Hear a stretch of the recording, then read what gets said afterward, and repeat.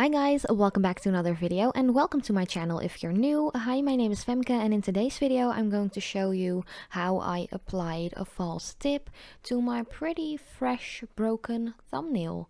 As you can see, my hyponychium was out. Hyponychium is like living skin tissue that is underneath the nail. Some people have like a more outer hyponychium than others, so yeah, it's just living skin, which is really sensitive if it's usually covered by nail. So that is also the reason why I decided to add a tip, just to make sure I wouldn't hurt my finger even more. And yeah, so I broke my nail around, I think it was on or slightly before Easter this year, and this is also a pre-recorded video. I'm just doing the voiceover a little later, but here you can see that I am trying to show you the numbers which are on the tips.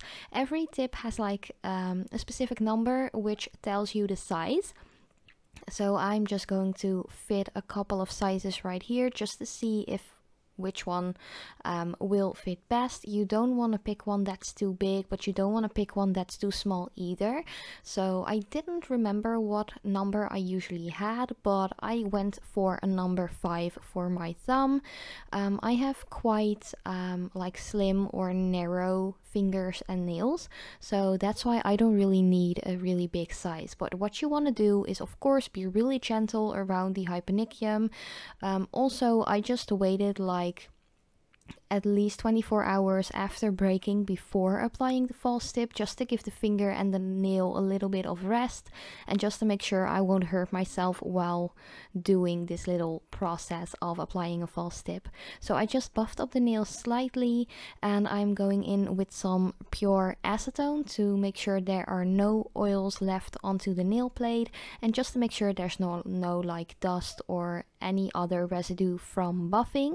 And of course you want to make sure that there isn't any gel polish or nail polish or anything like that left on the nail. So just make sure you have a really clean nail plate. Then I just took my false tip again and just looked at it a little bit. I always feel like these are so huge and so extremely curved that I need to file down the edges a little bit, because if I won't do that, the little edges or like the pointy sides of the edges will really like stick into the skin next to the nail, and that's just not comfortable.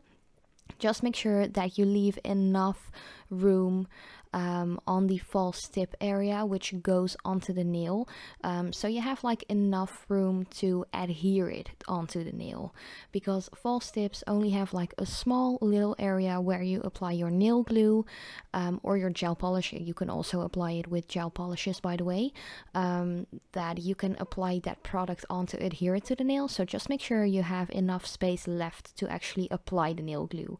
I always go for my nail glue by Born Pretty store. I really like that one. It is super affordable and the false tip actually lasts for about 4 weeks, so you don't even have to like reapply one every time you switch a manicure. So you just want to place it gently but quite firmly, pressing down onto the nail. Again, another reason why you should do this at least a day after you broke the nail, because you don't want to hurt yourself or your client or on whoever you are applying this false tip. So you just want to make sure that you do pinch the sides pretty well so it is fully like onto the nail.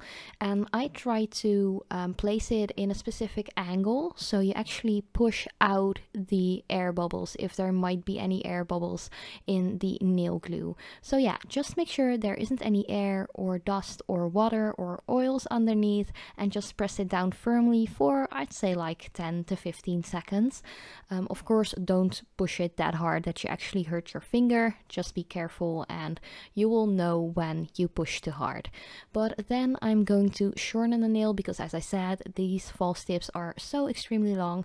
You don't need that length, or at least I didn't need that length. I wanted it to be a little longer than the nail I had on my left thumb.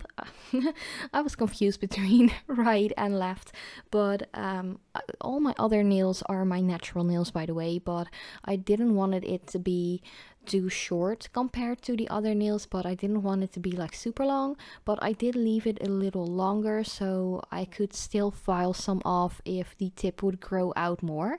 So yeah, you just want to take one of your files. I think I was working with a 100/180 right here, and I am going in with the 100 grid to give the nail tip a little bit more shape. So I did cut out a lot of it because it's just totally up to you what your personal preferences are for what shape you like to go. But just make sure you do file the side walls pretty well. Make sure they are even. Another thing you can do, I really like a square nail, as you can see here, but I always make sure that there aren't any sharp edges. So I do round it off just a little bit. It is like a square leading towards a squoval, but not completely a squoval, if you know what I mean. But just make sure that you file it the way you want it. And then the big question, how do you get rid of that little edge? So first up, I go over with my buffing block. This is just a really soft buffing block. It isn't like a polishing or buffer polishing block.